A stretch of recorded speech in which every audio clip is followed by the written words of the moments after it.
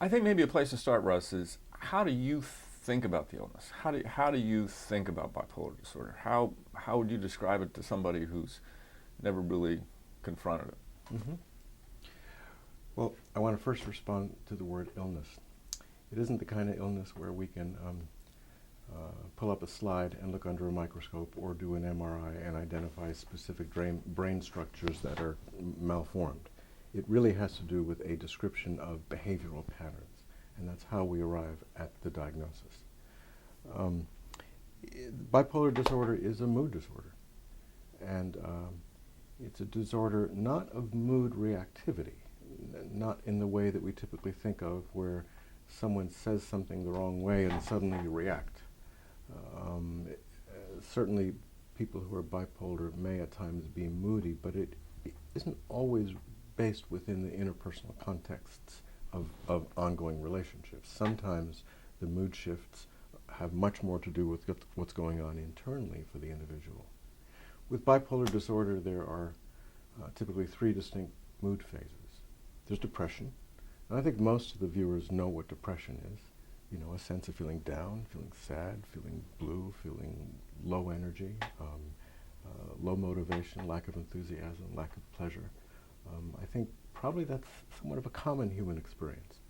At times, everyone probably has times when they're mildly depressed. Bipolar disorder involves symptoms that we identify as major depression, and so we're talking about more severe depression that really does kind of get in the way of someone's functioning. Now, a second mood phase with bipolar disorder is not what we think of as something that's pathological, but it's nonetheless part of the picture, and that's mid-range. We all have times where our mood is just even, where you're not feeling up, you're not feeling down, you're just kind of feeling like yourself, and you're feeling like you're feeling in ways that you identify as normal for you. And in bipolar disorder, that's mid-range mood. Now, the hallmark feature of bipolar disorder, kind of that which really sets it apart from most other psychiatric or psychological disorders, is elevated mood. And you might think of elevated mood as being on a continuum of elevation. There's mild elevation where functioning remains relatively intact. In other words, you're still able to be in the world with a degree of functionality.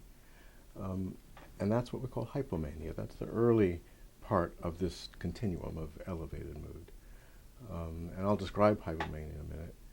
But the latter part of that is where mood activation intensifies to a level where a person's behavior doesn't remain intact.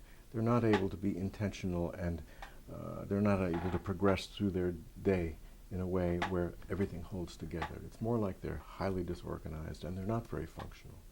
That's what we call mania. And so when we think of elevated mood, there's hypomania and mania, all right? Typically when people are manic, when they're in that mania phase, they need to be hospitalized. But there's a lot of what we see in bipolar disorder that isn't mania. It's mild mood activation, and that's hypomania. All right, so what is hypomania? We're talking about experiences of mild euphoria, rapid thought, rapid speech, and the rapid speech is because your mind is going much faster than it usually goes. There's a lot of creativity that we see with mood activation. There's a lot of intense involvement in goal-directed activities, such that individuals will get involved in a project and they'll be in it for 10, 15, 20 hours.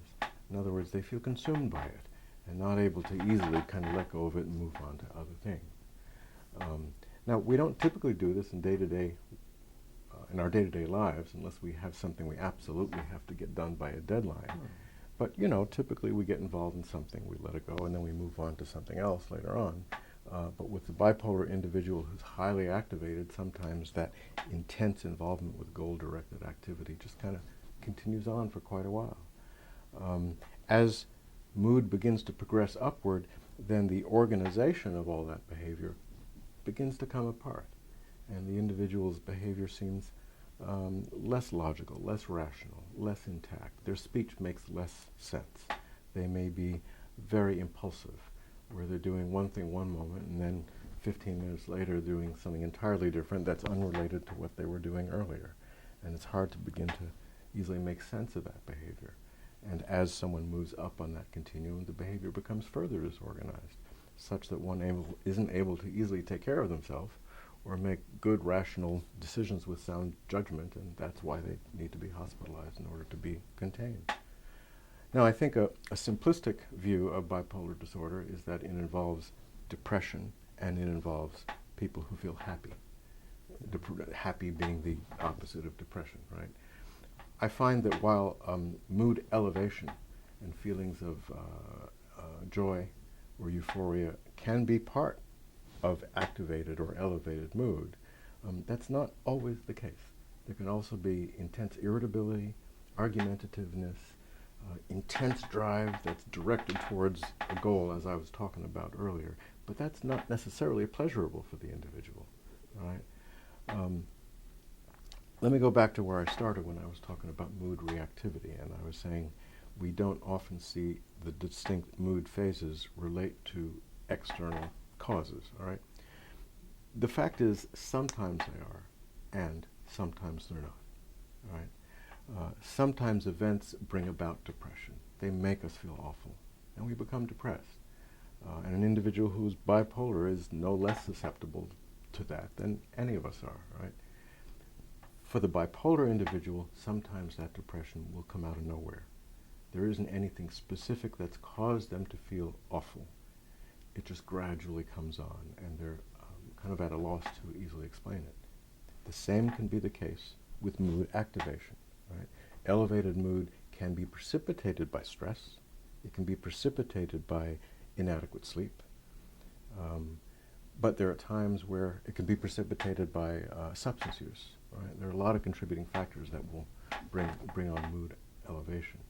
But we can't always point to a simple cause and effect relationship. Sometimes an individual is just going about their day-to-day life, and over the course of 1, 2, 3 days, they just gradually begin to experience their mood elevating, going up, and there's no clear understanding why. I think this variability is why bipolar disorder, particularly for people in the early phases of it, is so confusing for them. Well, how do you tell the difference from the student who's got bipolar disorder and is a little bit manic, a little bit hypomanic, and the ambitious, creative student who's running on 3-4 hours of sleep and is the go-to person in the Young Democrats, who's always organizing the next activity? And how do you distinguish the bipolar student from, that kind of student who's just taking advantage of life at the university and involved in a lot of stuff? And we see a lot of them. Well, it's not always easy. Okay. But I'll tell you some of the things we look for. If a student only gets 3 or 4 hours sleep because they're up till 2 or 3 in the morning doing their academic work or being involved in some project, and then they wake up 8 or 9 the next morning because they got to get to class, usually that next day they're fatigued, right? Their body hasn't had enough sleep and enough rejuvenation at night.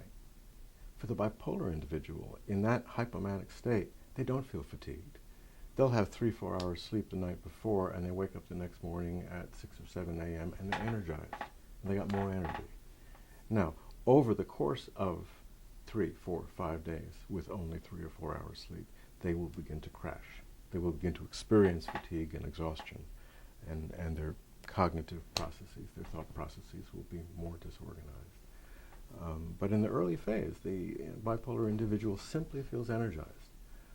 And you don't have the typical fatigue that you see when we work intensely and we don't get adequate sleep. So what would you say to, say, deans of students or a resident advisor or the roommates or the people who wonder if their student or their roommate, is this just a creative, hard-charging person, or should I worry about this individual? Yeah, right. Again, I wish I had a simple answer, I think we have to ask, to what extent does that creative charge get in the way of the functionality of their life? In other words, if their life holds together and their relationships feel good and their relationships seem healthy and they are able to achieve and there isn't a downside to their mood variability, then we just have an intense individual who lives life to the fullest. And what's wrong with that? Mm-hmm. But where you see interpersonal difficulties, where you see a lot of variability that gets in the way of functioning, where someone is not able to successfully complete their courses because they're preoccupied with other projects that they seem intensely involved in, but they have a hard time prioritizing, where the bouts of energy are followed by periods of depression, and then during those periods of depression, they experience poor productivity, and they withdraw, and they isolate, and they're not doing well at all. Those are reasons for concern. So when the broader picture, and I'm not just talking about behavior on 1 or 2 days, but I'm talking about the broader picture over 2 or 3 months' time, when that's not a healthy, productive, vibrant picture with sustained good functioning, that's where there's reason for concern.